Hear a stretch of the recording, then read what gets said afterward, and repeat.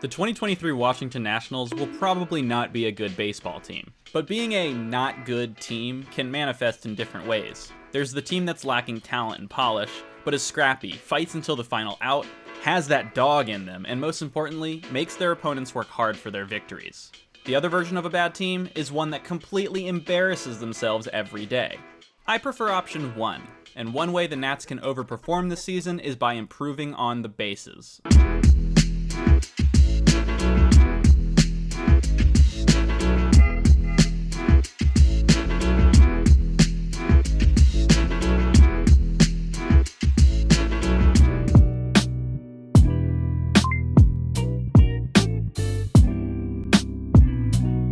Fangraph's BSR is a base running metric that attempts to calculate a player's overall impact on the bases. It's not a perfect summation of base running value, but it's pretty good. Generally speaking, a mix of aggressiveness and efficiency translates to a higher BSR. Do you take the extra base without getting thrown out? Do you steal at a high rate? And if so, do you convert over 75 to 80% of attempts? Do you stay out of the double play when you hit a ground ball with a runner on first and less than 2 outs? It's not necessarily all about speed, although that certainly helps. It's more about not making mistakes. Just don't make mistakes. Just don't make mistakes. Just don't make mistakes. Just don't make mistakes. Just don't make mistakes. Just don't make mistakes. Just don't make mistakes. Just don't make mistakes. Okay, so I know this looks bad, because it is, but at the same time, there are clear ways to improve on the bases. This is fixable. One way to help out any baseball statistic is to get rid of the players that make the statistic worse, and the Nationals have already checked that box.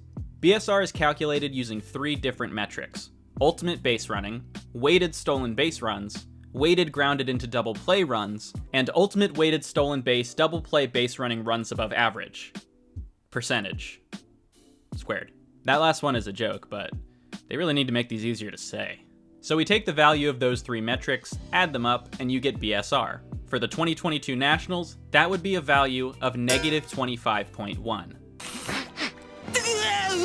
Negative 20.5 of those base running runs were accrued by players who are no longer with the organization.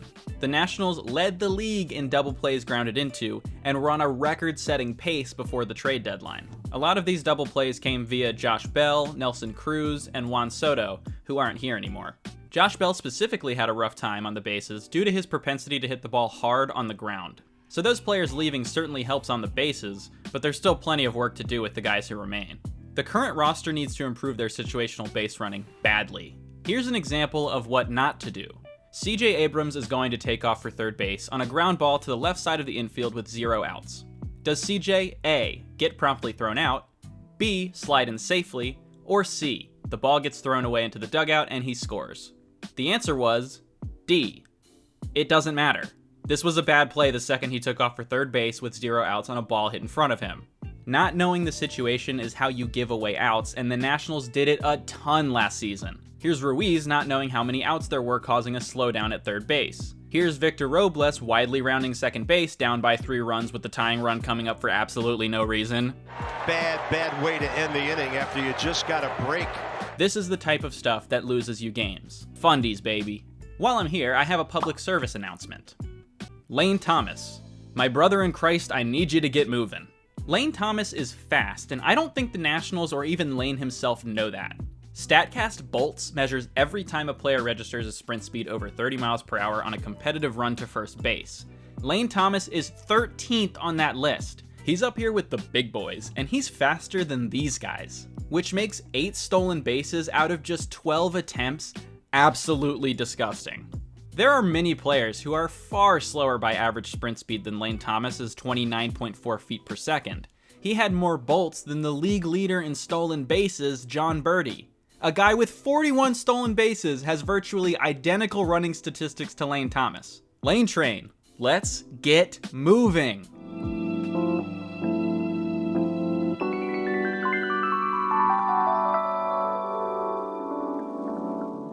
I want to cut Davey some slack for last season. I don't always agree with his decision making, but he was given a roster of young, inexperienced players and frankly, bad veterans to go with them. Having said that, I still gotta roast him a bit. Davey really likes to hit and run. He calls for it often. And the hit and run can be valuable at times, but there's also risk to it. It needs to be deployed at the right time with the right hitter at the plate to execute it. Here's a couple times Davey really messed that up. Nats are already up 3-0 early in the game, and the pitcher, Glenn Otto, is all over the place as he issues a walk to Riley Adams of all people. There's no reason to give away free outs to this guy. You make him throw more pitches to get himself into more trouble, plus the top of the lineup is coming up. But Davey can't help himself and puts Adams in motion anyways. Cesar Hernandez must have missed the sign or something, and Adams is thrown out with ease. And secondly, the most egregious example is this nonsense versus the Mets. Cesar Hernandez on first and Josh Palacios at the plate, a guy with 1 month of MLB experience at this point. And he's facing Max Scherzer, the premier swing and miss pitcher for the past decade, a guy with a 58% fly ball percentage. The hit and run is designed to be a line drive or a ground ball hit to second base, which would be tough to do against Scherzer for any hitter, especially a rookie with barely any experience and not much hitting ability past AAA. The only thing that's right for a hit and run is the game situation. 1 out, runner on first, ahead in the count. But practically every other variable is working against the Nats here. Cesar's going to take off. Throw down by James McCann. They got it. Those were just 3 examples. There were more. Davey needs to do a better job of putting his players in a better position to succeed on the bases, and he should start by fixing Gary D. Gary D Sarcina has an extremely aggressive approach to coaching third base, meaning he's sending your ass, so you better get those legs pumping. I think Gary is going to have an easier time this season because the team's speed rating is so much higher than it was at the beginning of last season, but he was horrendous at sending runners in the first half of the season.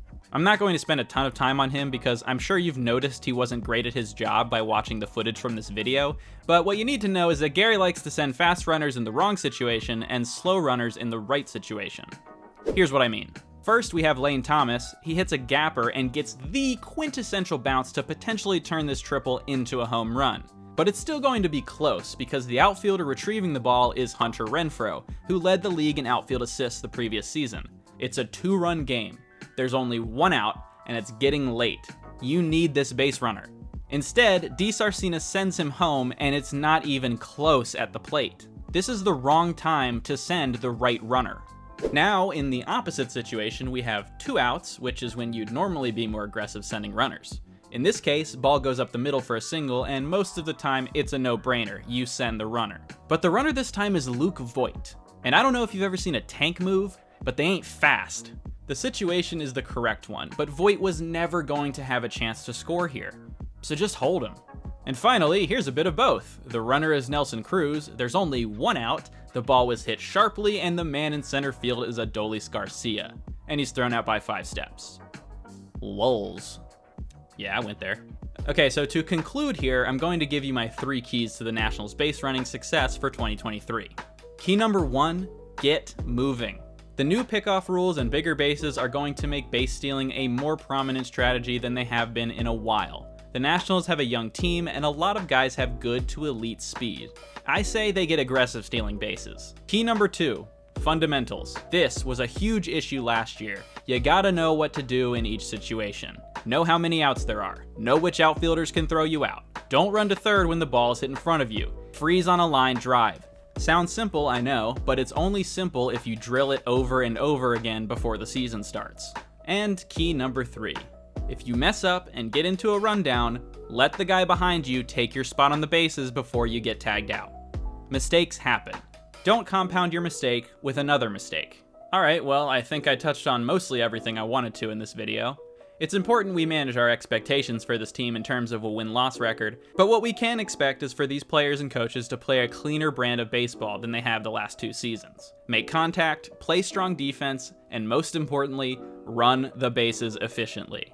Stay tuned to see if they get it right in 2023. Peace.